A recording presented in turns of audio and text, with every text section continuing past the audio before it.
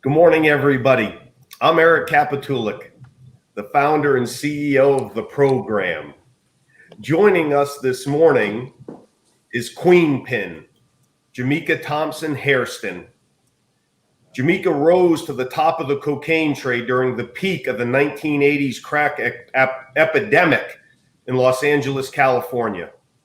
Her former boyfriend would later cooperate with authorities against her. On the run for 2 years, she was finally captured in 1993 at her son's sixth grade graduation ceremony.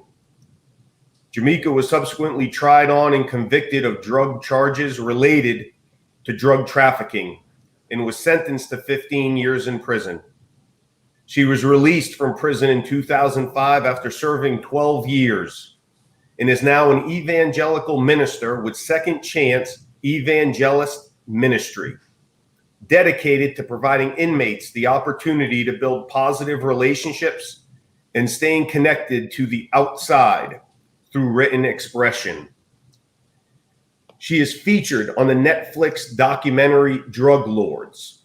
She is married to Champ Hairston, who has two sons, RJ and Kevin, along with her son, Anthony, and they share 3 grandchildren. Ms. Hairston, thank you so much for joining me this morning on Coffee with Cap. And thank you for having me, Eric. Ms. Hairston, Jemeker, the Netflix documentary about your life was compelling. Your book, however, Queen Pin, it blew me away. There are so many stories and lessons from it that I'm excited to discuss with you. But the first, and it grabbed me from page 1. In your book, Queen Pin, you start the first line. As I tell you this story, I'm not the person I was. The woman I'm about to describe no longer exists. She is a character from a different time and a different place. But there's no way around it. She is me, and the story is mine. Jemeker, can you tell us about your story, about who you were? Eric, I came from a middle-class family. My mother was a probation officer. My father was a construction worker. And at a very early age, my parents divorced. When they divorced and separated, my father actually left my mother, and this is in the 70s. He left my mother for a white lady. And that was very devastating for my mother. And so my mother kind of didn't want any help from my father because she was hurt. As a little girl, I didn't understand that because I wasn't raised Black in race. I didn't, I wasn't raised I was raised to love everybody. So I didn't even understand what racism was in the first grade, second grade, when my father separated from my mother. Was the community that you were born into, Jemeker, predominantly Black, predominantly white? Was it very diverse? It was diverse. We had, white and Black in our neighborhood. Mm-hmm. So when my mother and father separated, my mother, was doing the best she could to care for us, which I think she did a phenomenal job, the best she knew how to do. And then one day we got evicted. And when we got evicted, we had to stay in a motel. And it was like living in that motel was like one of the worst things that I can imagine as a little girl, to be evicted from your home and you come home from school and all your things are on the line. And, I thought that we lived good because, my mother went to work every day. We had a house. I didn't understand renting and owning. I'm a little girl. And we went to Disneyland, SeaWorld, Magic Mountain. My mother would care for the other kids that was her parolees because she worked for, California Youth Authority. So she always did things with other kids. Other kids were always around us, taking trips with us. So for us to get evicted and put out, that's where I think it started for me, because I said that I would never ever want to be put out again. And that's what I felt as a little girl. I don't know where I mustered that up from, but I know as a little girl, I just said, this would never happen to me. And so after being in the motel a few months with my mother, I asked my mother, I said, well, where's your mother? Because I had never at that time met my grandmother, just only my father's grandmother, but not my mother's grandmother. And she told me that she was in Mississippi. And I said, okay, well, I want to go live with your mother. So I ended up leaving California after we got evicted and going to Mississippi with my grandmother. And I loved my grandmother. My grandmother was very strict, very stern, very militant. Just, you had to say, yes, ma'am, no, ma'am. You couldn't walk past anybody. I don't care if they were sitting on their porch or they passed you on the street. You always had to say hello. You always had to greet people, which we don't have that in society today. When I grew up, my grandmother taught me that you have to respect people, speak to people, acknowledge people, recognize people. And I can remember one day I passed by a neighbor's house and I didn't speak to that neighbor. By the time I got home, my grandmother said, you turn around and you go back and you go say hello to Miss Bullard. And I had to do that. I went back. Jemeker, Jemeker, you in Queen Pen, you I want to make sure I get this pronunciation right. Is it Muddeer? Is that how you say? Is that what your grandmother is called? Yes, my grandmother, we called her Muddeer. No one called her grandma or grandmother. Everybody. In the book, you don't say, because you asked the question to your mother, I believe, of why is my grandmother called Muddeer? And your mom, I guess, said, hey, you just call her that, basically. And that was the end of it. Have we found out yet how she got that name yet? Well, I think it's just a name that's in the South, because my other best friends, they called their mother Muddeer.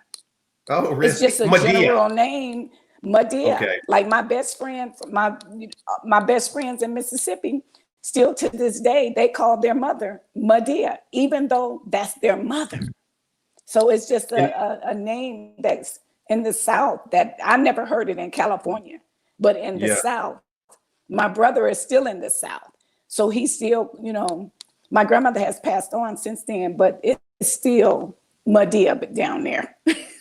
And she was based on the story, I now maybe as a young child, it sounded like in the story that you may have loved and hated her. I know that hate's a strong word, but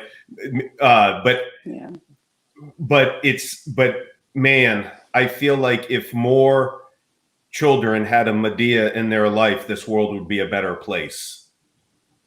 Yes. When I grew up, Medea was so strict. I hated her strictness. I hated it. I really hate to say this. I had to repent and ask God for forgiveness because as a little girl, I said, God, kill her because she was so mean. But as an adult now, I can take those things that she drilled in me and she taught me and say, God, forgive me, because she was really teaching me to how to make it in society. Yeah. How to be respectful. Yeah. And you rebelled against that because Yeah. Yes, I totally rebelled against my grandmother as a child because I ended up running away. But as an adult, when I had my first child, I said, wow, those things that she instilled in me, they came back.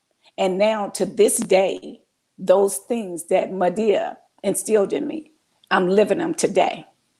Full circle again for me. Jemeker, one of the things, and you talk about it in the book, and I had highlighted it as something I wanted to talk to you about because you spent time in Mississippi, but then really the first chance you got, maybe not the first chance, but you wanted then to come back to LA. And it's funny because when you read the book, I saw that, so you run away from Medea, but then when you have your own child, when you have Anthony, the first person you call to come to be with you is Medea, and you talk about her as the strongest. I need the strongest people in my life that I can have with me now that I have my own child. And it struck me because we talk about this all the time. It's just a passion of our own, which is Medea did not try to be your best friend. She tried to be the best grandmother that she could be to you. And yes, well, what a great lesson we could all learn as parents, or now right for yourself, even as a grandparent, that yes, we want to have friendly relationships, but man, kids have lots of friends. They got one mother, one father, one grandparent, and boy, she did a great job of filling that role for you, right? yes. Yeah, when I was pregnant with my first child and only child, my grandmother came and lived in California for 3 months. And giving birth to my child, and even through my pregnancy, my grandmother said that she was coming to California, and I was grateful that she said she would come. And not only that, after I gave birth, she, taught me how to be a mother. And I'm so grateful that she taught me that. And, when my grandchildren were born, I try to tell them, hey, stay in the house, take your time. I can tell you that I'm thankful to God that I've never been sick, because I remember my grandmother saying, you're going to appreciate this when you get older. My grandmother made me stay in the house for 6 to 8 weeks and told me that you're going to breastfeed this child.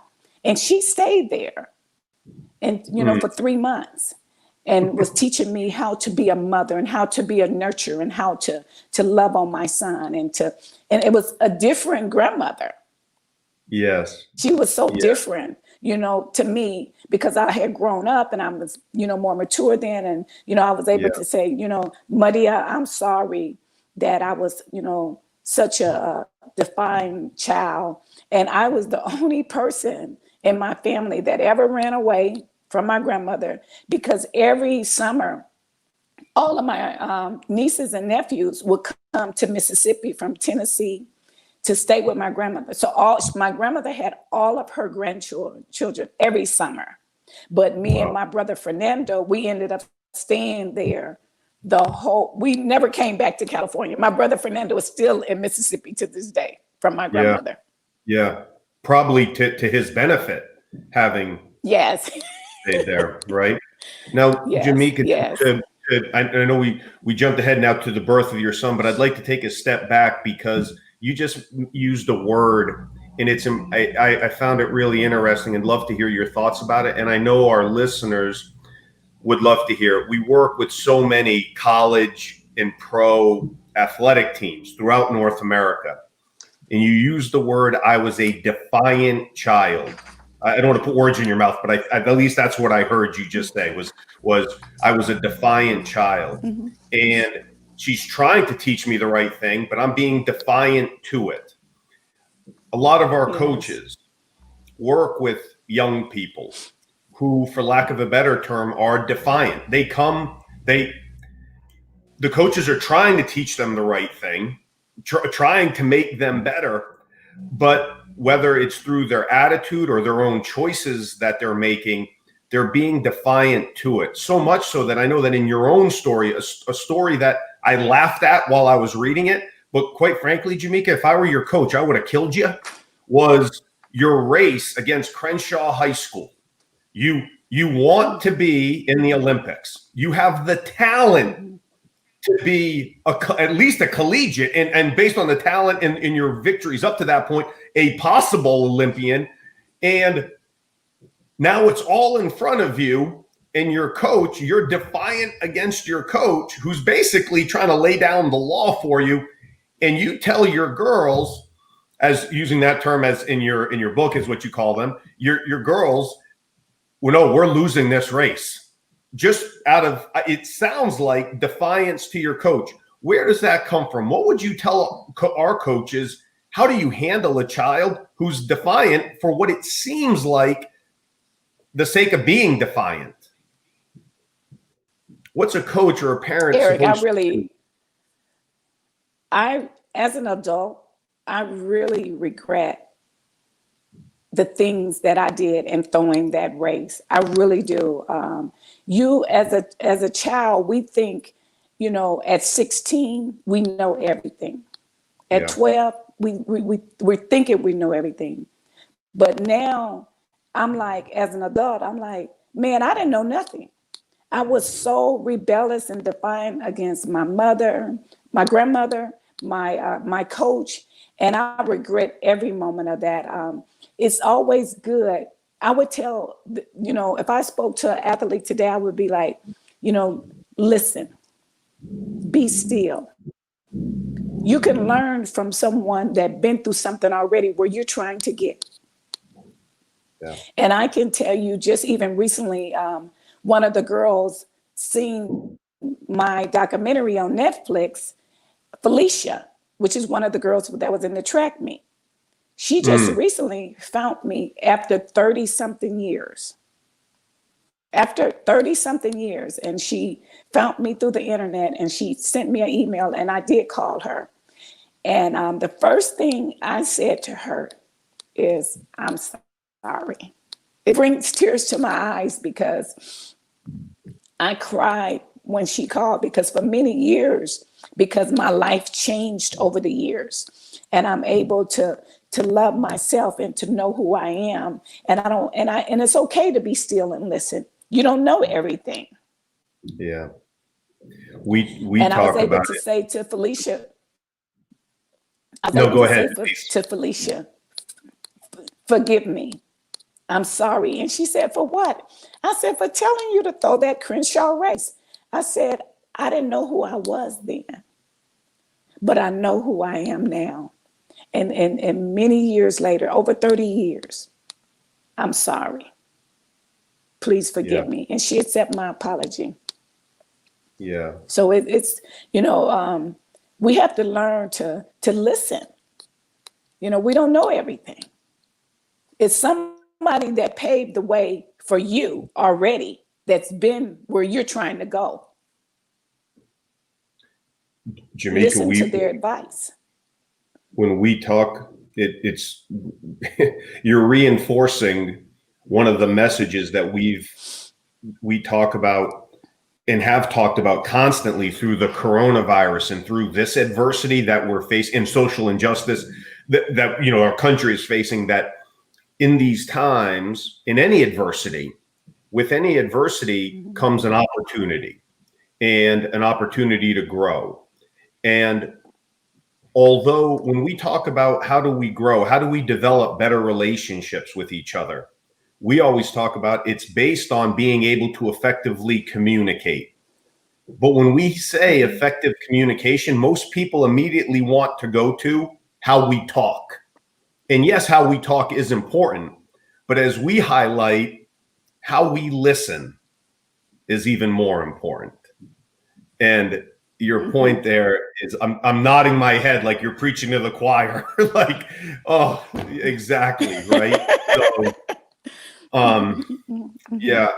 So, Jemeker, then let's fast forward a little bit here. That as you start to get into being a drug dealer, I couldn't understand from the book. Did you make a choice? I know that you talk about, hey, when I was an 8-year-old child, I decided I'm never going to get evicted. Like, that's not going to be me again. But now as you meet Daff, who was your first love, I believe, I don't want to put words in your mouth, but I think that's what you called him in the book. But when you meet Daff, are you making a decision, hey, I'm going to be a drug dealer? Are you making a decision, hey, I just want to make money, and drug dealing happens to be a byproduct of it? Did you not make really a choice? And by not making a choice, that was a choice that you made based on the people that you were spending your time with. How did that occur? Well, when I met Daff, I was looking for stableness, for a stable relationship. And Daff was already a hustler when I met him. So looking at him from where I came from and from the neighborhood that I lived in, and to see him with, we call a wad of money, a stack of money. I said, I felt comfort in having a relationship with him. I felt like he could provide me with things that my parents couldn't provide me with. So I made the choice to be with him. And at the time, being with him, I didn't know that I was going to become a drug dealer until I got into a deeper relationship with him. Because at first, he didn't tell me what he did. But once I realized what he did, I asked him to bring me in. I said, I want to make money like you making money. I want to do what you're doing. I want to have a wad of money, because that's what I seen in my neighborhood. That's all I knew. Yeah. Yeah. And that's interesting, because you talk about stability, and he provided that stability that maybe you weren't getting at home with your own parents, or and that makes sense. It also is interesting that you talk about how in the environment that you were in, you see what's around you. I when I got out of the Marine Corps, Jemeker, I went to business school in Chicago, but I didn't have any money. Now, I wasn't poor, but by the same token, I had just gotten out of the Marine Corps, and so I don't have a lot of money, right? And so because of that, although many of my classmates came from banking and maybe or a regular job, and then they come to business school, they had enough money they could live on the north side of Chicago. Well, I didn't. I lived on the south side of Chicago. And if anybody knows Chicago, it's a very segregated city. There's south side is predominantly black neighborhoods, north side is predominantly white neighborhoods. And living on the south side of Chicago, even though I had been in the Marine Corps and worked and served with people from all races, all backgrounds, everything. When I got to the south side of Chicago and lived there, actually lived in those communities, I realized how at that time was the first time I kind of looked around and thought, you know what? I understand how there's systemic racism in our country, because if you grow up in these neighborhoods and you see what other people have, well, if you grow up in the Capitola home, well, hey, we go to college, and you just take that as normal. But what I saw living on the south side was, well, look, if what's normal is what your environment shows you, that also that drives the choices you make in your life. Yes. Yes. So can you then just walk us through this? How you come from what happened between you first meet Daff to then, because I really want to talk a lot, Jemeker, because I know it's well documented, but I'd like you to talk a little bit about who you were, because then I really want to talk about who you are. But tell us the story about how does it go from first meeting Daff to the federal authorities waiting for you at your son's 6th grade graduation? So in having a relationship with Daff and having his son, I told Daff to teach me the game, teach me the drug game. And then once he taught me how to distribute and sell marijuana, then the next level was cocaine. And I brought that and introduced that to him. And then we just went from ounces to keys to 10 keys to 50 keys to 100 keys. And then when Daff died, I continued to sell heroin and cocaine. It was no more weed, it was just heroin and cocaine. And then I met this guy that eventually became my boyfriend. And he was also a distributor for me first, and then we became, boyfriend and girlfriend. And so he got busted, in exchange for his freedom. He turned on me and gave me up. So I said in my mind at that time, before I turned myself in, I would go on the run. They would have to kill me because I wasn't going to turn myself in. And I wasn't going to tell them nobody else. And so I went on the run, and then after being on the run for about 2 years, I was arrested in front of my son at his 6th grade graduation. And so I went to trial, and the guy, Cheese, which was my ex-boyfriend, he cooperated. He got on the stand. He testified against me. His family got on the stand, testified against me. And also to one of my secretaries that I had fired, that I bought a car for and, paid her under the table because she was getting, money from otherwhere. She got on the stand. She took the bus all the way to Illinois to testify against me. With all these people testifying against me, they went to several men that was already incarcerated that had life sentences and asked them to come and testify against me. None of those men, none of them would come and testify against me. None of them. Men that knew me from the street, men that I did business with, none of those men testified against me. The one person that brought me down was my ex-boyfriend, ex-lover, and he sold drugs for me. He brought me down. He's the one, him and his whole family testified against me, and my secretary. One person from California took the bus to Alton, Illinois, and got on the stand and testified against me. But with me saying all of that, I was looking at a life sentence. But for me, in exchange, I got eternal life with God. So I'm very grateful. So what the devil meant for evil, for me and my life, God turned it around for good. Because today, because of what I went through, these are my best days that I'm living in. So I'm very grateful that, they did what they had to do for them, and it worked for them, but it made me who I am today.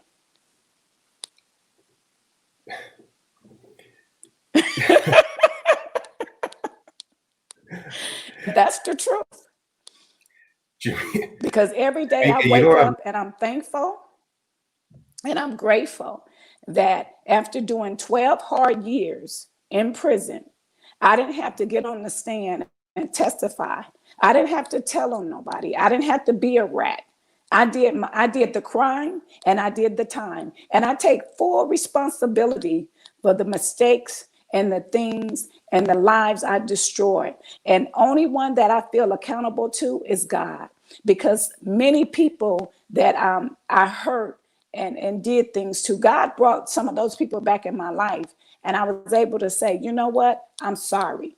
Forgive me. I didn't know who I was, but I know who I am today. And many of them say, well, you don't owe me no apology. No, I do owe you an apology. Please forgive me.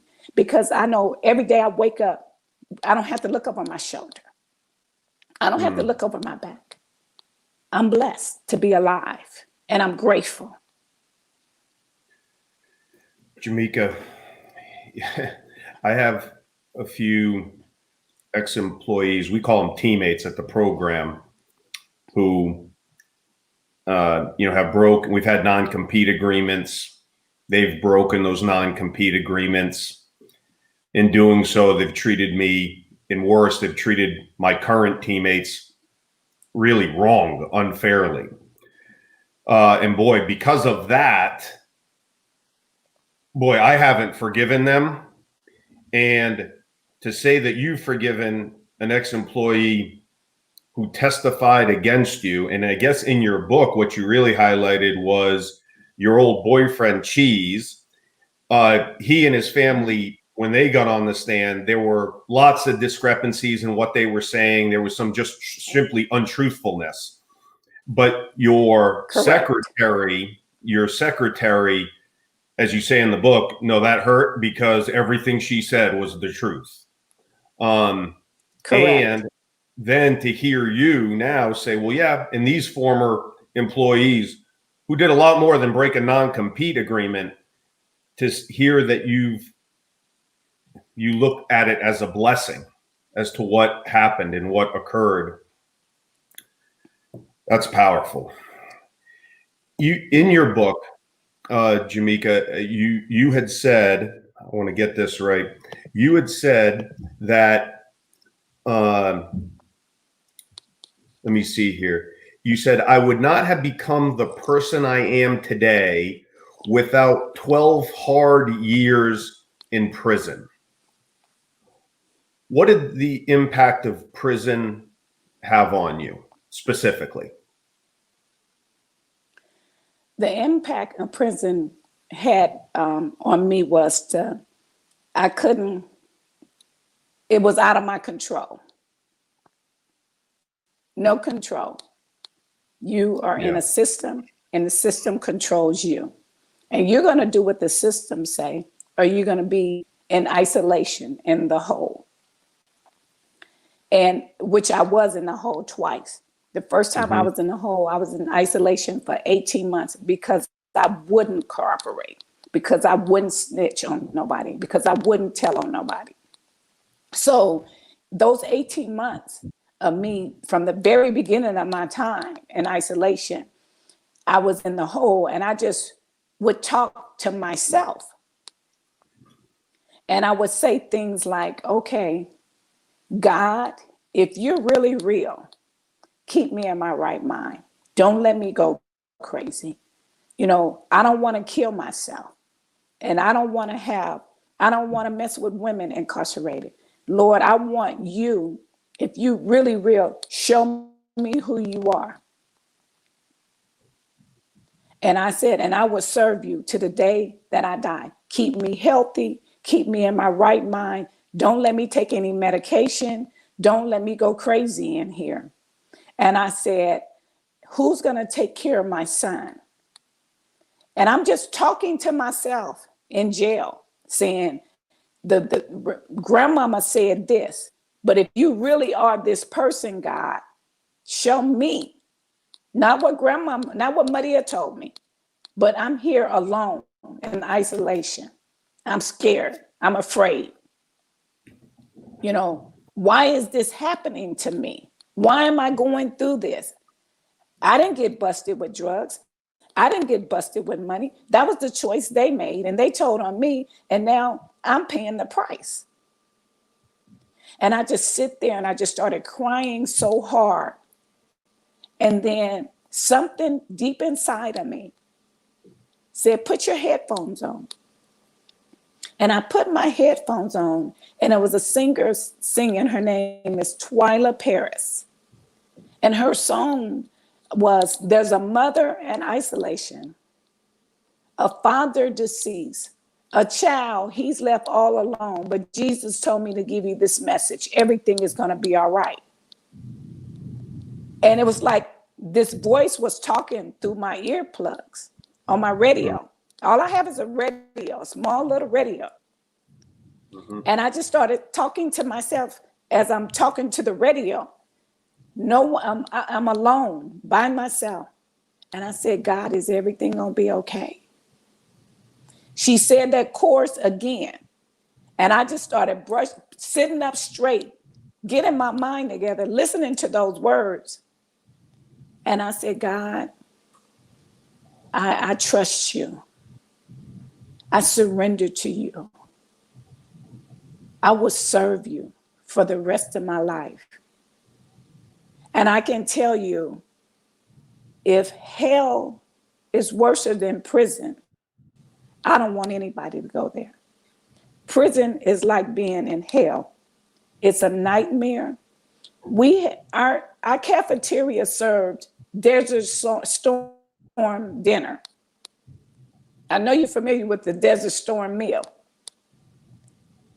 We had old food that was sold that the army had that came to the prison. That was our food from years.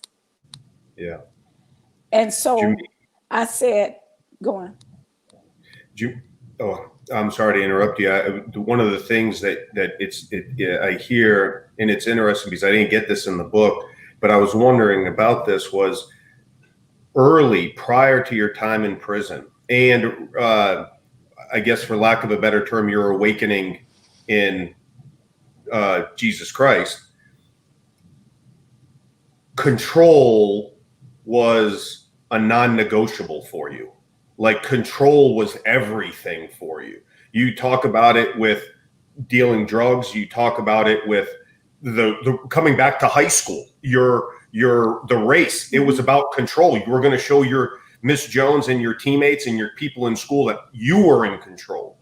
And now, when you talk about I'm giving up that control to God, that was a major moment and a major change in your life. Yeah. Eric, when you locked up in prison, you have no control. Yeah.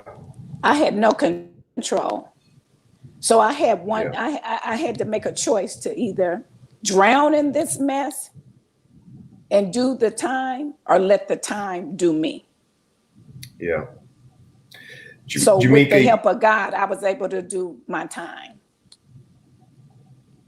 Jemeker, you have said this a couple times, and I'd like to hear your thoughts about it. I think it would be really great for our coaches and student athletes with whom we work, and just my children to hear this. Let me paint this scenario for you. Two young men, two young women, whatever. They're out on Saturday night. No, there's no adult supervision. They're young people. They're out on Saturday night. Somebody does something wrong. The other person, their friend, says, well, I don't want to tell coach about what so-and-so did on Saturday night because I don't want to snitch on them.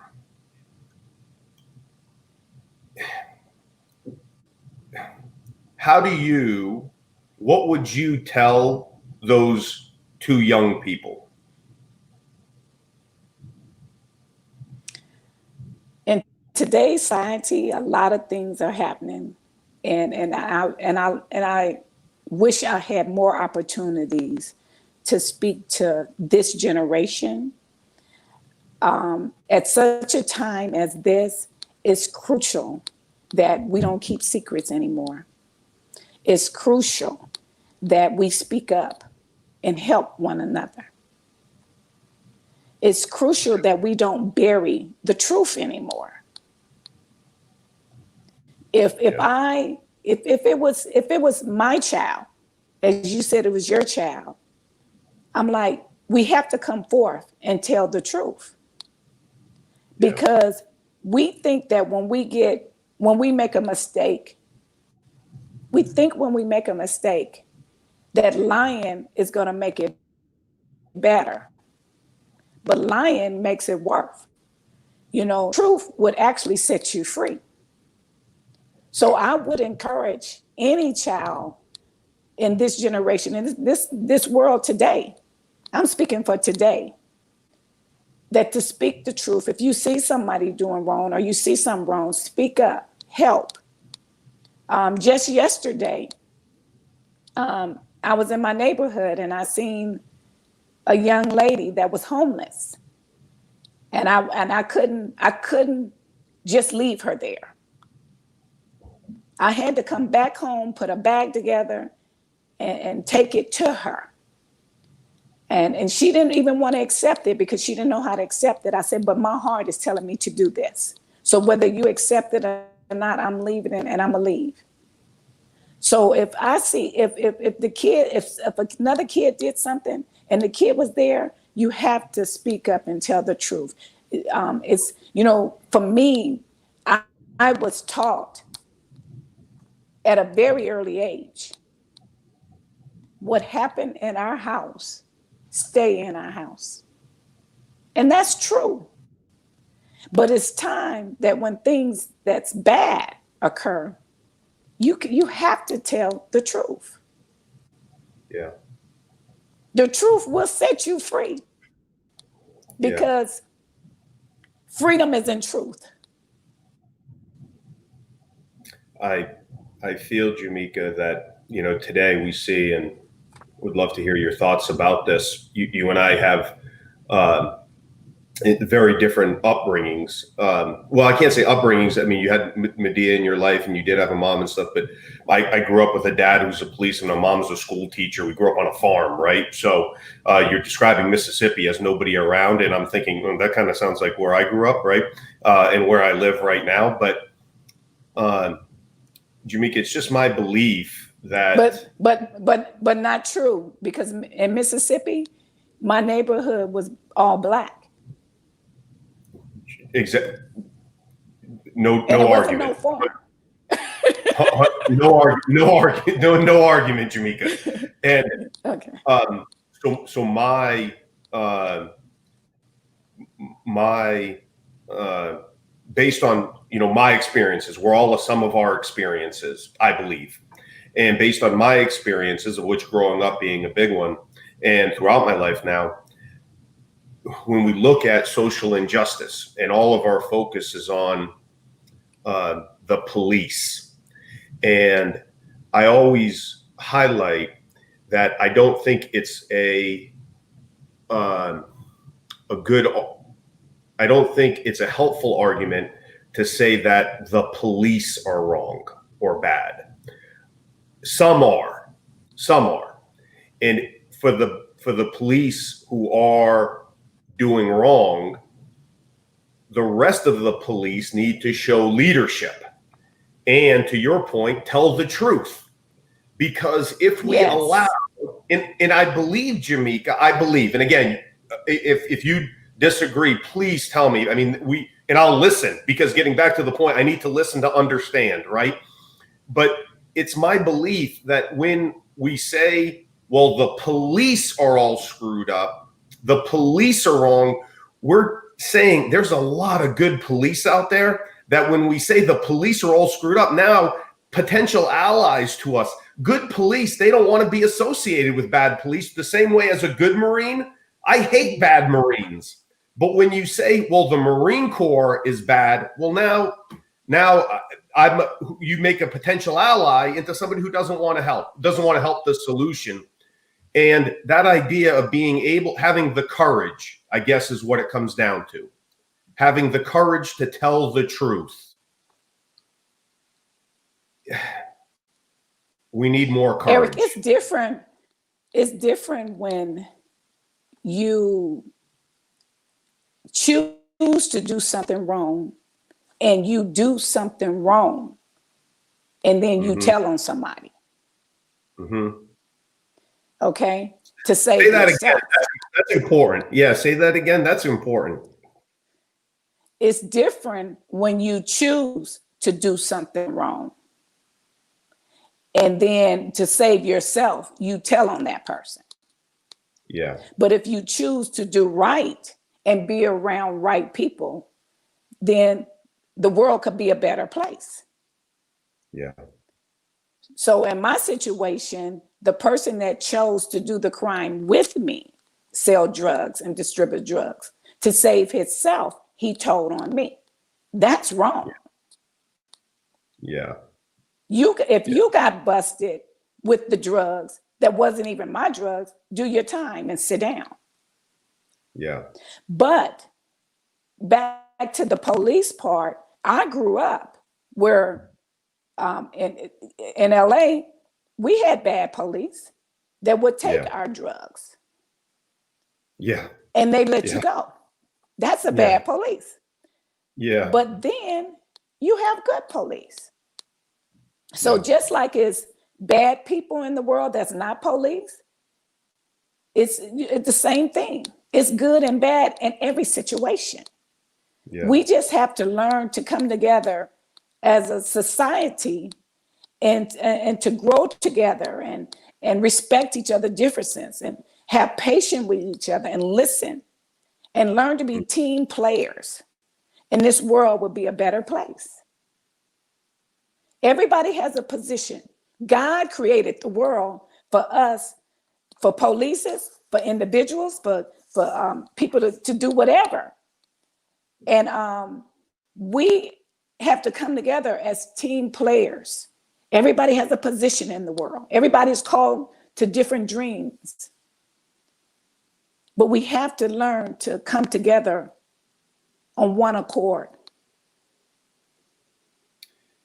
I think it's and again, Jemeker, it's so interesting, right? Because getting back to what you were saying earlier, we come from very different backgrounds, but God, we think about the same things. Where you talk about a team, we're all on the same team.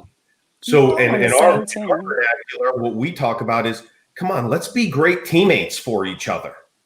Let's just be better teammates for each other. We're all on the same team here. Jemeker, I got to pull this up. This is my buddy Larry Green. Larry and I are longtime friends from the Naval Academy. Appreciate Larry you dialing in here. Jemeker, talk to us about what you're doing now. Why that's your passion in life now. What I'm doing now is because I did 12 years in prison and I've been home 15 years this past February. For 26 years, I've been writing. Started while I was incarcerated. I would meet women in prison that would go home and I'm still there, and I would continue to write them and to encourage them to follow their dreams and to never come back to this place. And so still this day, I started Second Chance Evangelist Ministries, where I write to women that's incarcerated. And it's very dear to my heart because so many women that are incarcerated are left behind. And when I was a lot of mail, I got visits, and so many women don't get visits. So many women don't get letters, nothing. You got mothers, you got grandmothers, you got daughters, a whole family that's together in jail, and none of them get letters. And after talking with my husband, Champ, that did 10 years in jail, he got visits every week. And so I know when I was in jail, I got visits every month and sometimes 3 and 4 times a month. And I would be the only person in the visiting room. So I write to women. I've been writing to women, and every now and then I'm able to go into county jails and minister and share my testimony. And I send them books and Bibles and birthday cards. And I do this with my own funding, through my own ministry. I started with my own money, where my husband would give me money because I said, this is my passion. This is my heart desire. So I always try to tell the world, if you know anyone in prison, whether it's man, boy, or girl, but especially the mothers, especially the daughters, especially the grandmothers, please drop them a card, drop them a couple of dollars. It means the world to go to mail call and get a letter, to hear your name called at mail call. Please, I plead on my Instagram and my Facebook, if you don't have time to write them, drop me some stamps, drop me some letters. I promise you, I will write your loved one until the day they're released. I wrote Danielle Metz, was a young lady that I met in jail. I wrote her until the day she got released, which was 11 years. I was home 11 years before she got pardoned by Obama. And the day she got released, she called me and she said, Jemeker, I'm released, I'm free.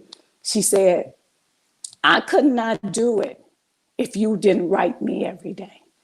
When she would get in trouble and go to the hole, I would send her magazines, 5 and 6 magazines, because she was someone personally that I met while I was incarcerated. So that's dear to my heart. If you know any women in jail, please drop them a card, send them stamps, or whatever you can do. Just remember women that are incarcerated. Jemeker, what can for the listeners, what can they do to help your cause? You said you're personally funding it. If they go to your website for it, which we've got popped up here, scem7.com. Is there a place for them to donate? Is there some place where what can they do? They can donate at Second Chance Evangelist Ministry 7, which is on the screen. If you don't want to make a donation, you can send stamps, envelopes, paper, Bibles. I send them my books, my personal books. I'm not able to send them to everybody, but when I, make when I do good, I always try to do extra because everybody wants my book in jail, but I can't afford to send everybody my book. So I have to pick and choose. So if you could, go ahead. Sorry, go ahead. I said, so it would be nice if you know somebody in jail or you don't know somebody in jail, send me their name, their information, and I will write them into the day they are released. That's my passion. I love to do that. That's my job. That's what I do. And I do it as a servant. Jemeker, let me ask you a question. You brought something up that, here's the thing, right? For me, I don't know anybody in jail. And it's interesting, right? Because in some communities, they know lots of people who are in jail, and in others, they don't. Yes. I can't say for our listeners, but if we don't know somebody in jail, donating money to you and saying, going to the website, that's a possibility for us. Because for me to send you a name of somebody in jail, well, if I don't know somebody in jail, I can't give you that name, right? So would it be helpful if we then just donated money, if we donated books to you, if we donated Bibles, or is it better if we donate money to the ministry and then you decide how to spend that money on? It's better to make donations to the ministry, and it's easier for me to buy the books and distribute everything. So whatever you're comfortable with. Great. Now, Jemeker, I don't want to let you go. I'm sorry. I want to be respectful of your time, but I'd love to ask your opinion about this because you just mentioned there's grandmothers, mothers, daughters, a whole family that's in jail. Jemeker, what do we do to break that cycle?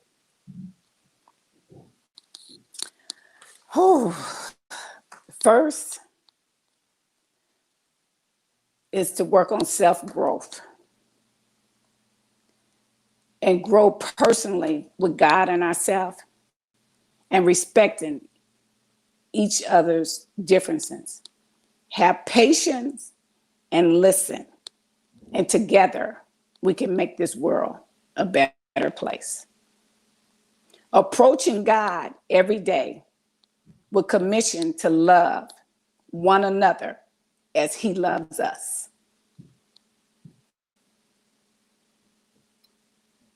Jemeker, let me ask another question. Your son, Anthony, he is a very famous sports announcer named Colin Cowherd, who I love. And you know why I love him? Because we share very similar opinions. It's funny how that works, right? It's like an author who writes a book and you go, oh man, that author is a genius. That's because they believe what you believe, right? So, but I love him. And he once said something that people who have a lot of money and make a lot of money, that's great. He doesn't hold it against them.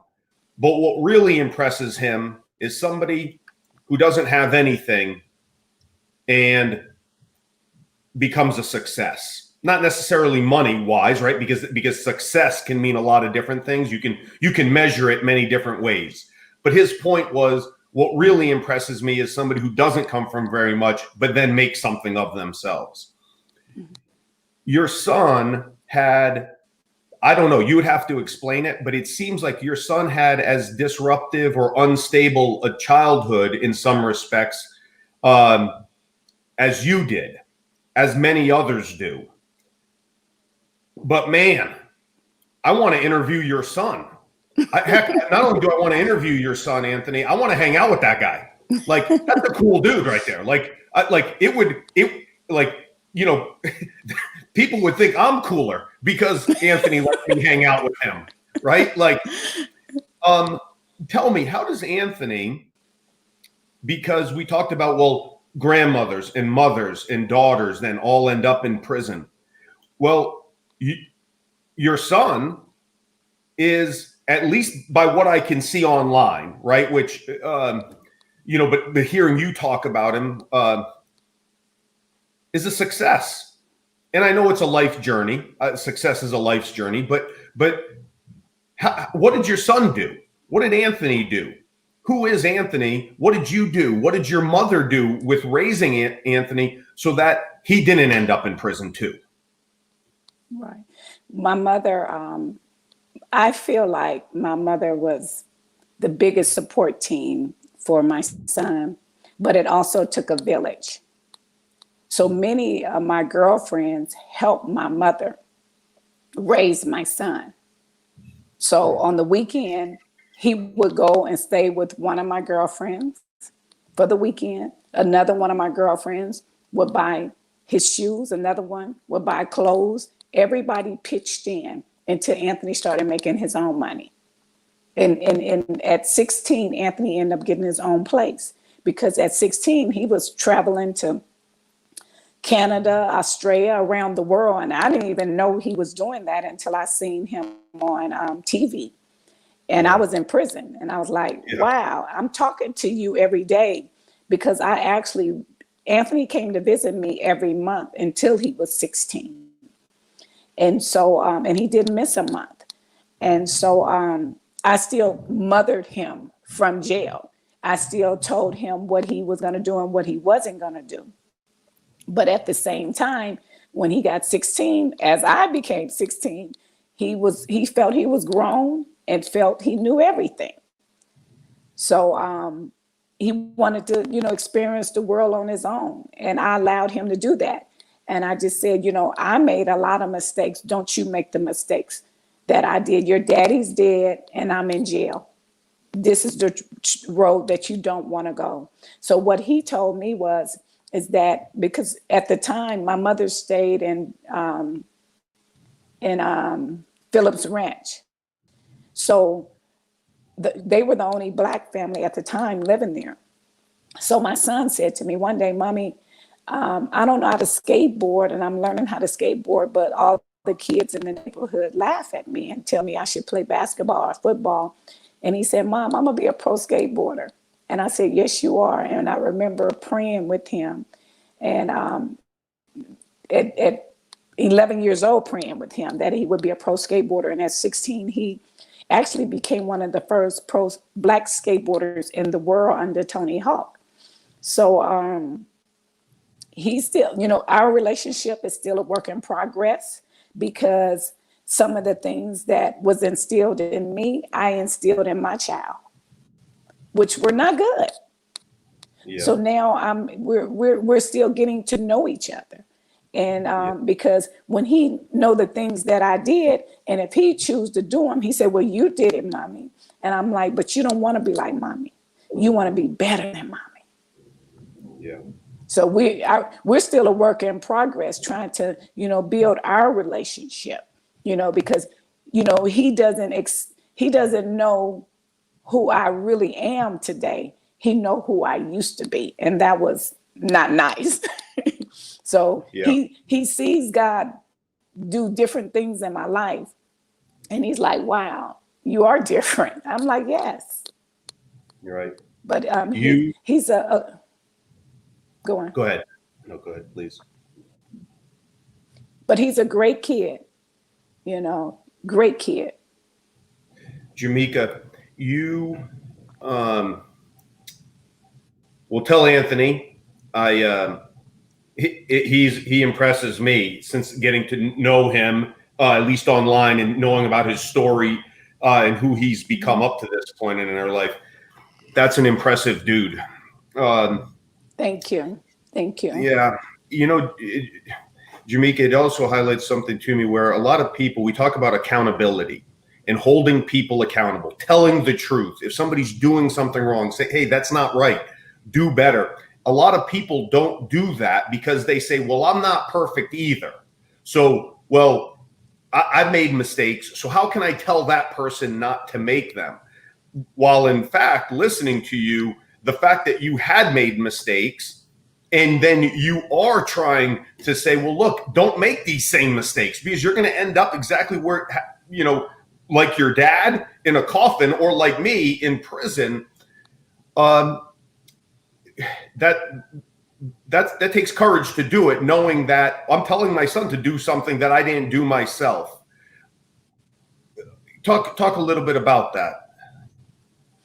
Yeah, I told my son, I said, you could be the first one in the family, which he was in our family, the first one that became a pro anything, let alone one of the first Black young boys to be a pro skateboarder in the world. That's big.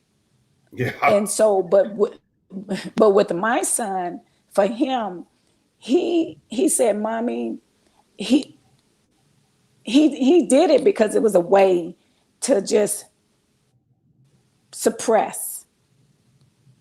He was angry, he was confused, he was hurt.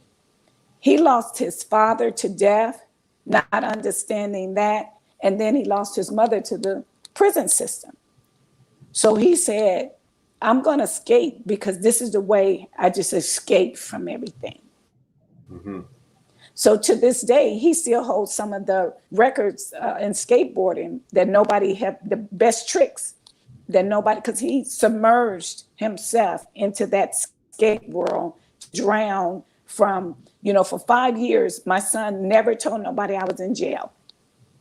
He was embarrassed. And then one day he met a white kid in the neighborhood, and that kid said, "My dad's in jail." And, my son said, "Oh, that's cool. My mom's in jail." And that was freedom for him. Yeah. So when I called home that day, he said, "Mom, I told somebody that she was in jail. Are you mad?" Because it goes back to my grandmother saying, "You don't tell nobody my business." I instilled that in my son. He didn't tell nobody I was in jail. So when I came home and I met some of the families that he became close with, they said that my son never told them I was in jail. That he had been with them for years. Because the area that we lived in, the skateboarders and the families, Anthony was selling skateboards at 12 years old. He had sponsors at 15. So, yeah. Well, Jemeker, let me end with asking one final question, because it really, I'd love to give you the opportunity. In your book, you said, at the end of your book, you said, "This is my personal testimony. Let me tell you who I used to be. A backslider, bitter and afraid, a liar, doubting, worried, prideful, angry, and hurt, an adulteress, deceitful, fearful, judging, and controller, a gossiper, murderer, slanderer, complainer, cheater, thief, manipulator, a lover of money and clothes, a fighter, a drug dealer." Jemeker, very simply, if I were to ask you, that's who you used to be. Who are you now? How do you describe that person? Today, I have kindness, I have gentleness, I have self-control, I have peace, I have love, I have joy. And I wake up every day being thankful that I'm alive, I'm well, I'm in good health, I'm in my right mind, I'm a server, I'm a giver, and I love to help and give to the community and give back to the community.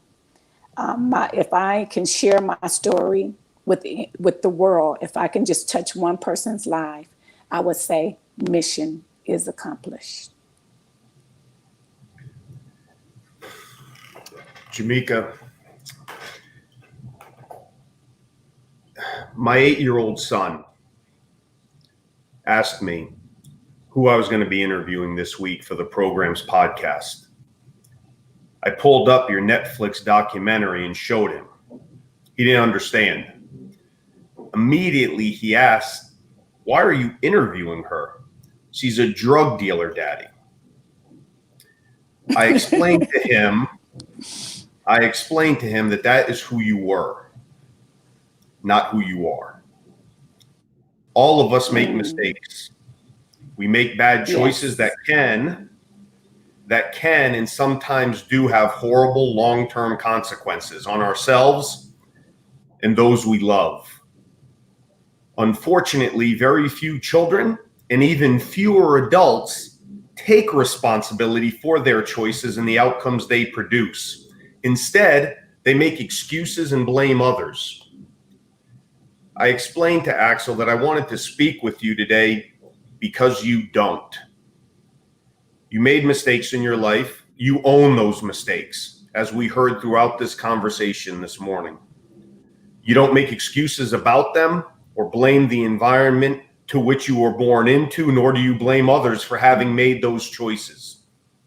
You accepted the consequences for having made them, and then you moved on from them. You don't make excuses and don't let other people make them for you. I hope that all of us can do the same. And it has been my pleasure and my privilege to speak to you this morning, Jemeker. And I hope that it's not the last time we have this opportunity. But thank you so much. Eric, thank you for having me. And any of our listeners that would like to pick up an autograph, book a Queen Pen, you can pick up your book at queenpen12.com and I will mail you an autograph copy. Thanks for having me, Eric, and God bless.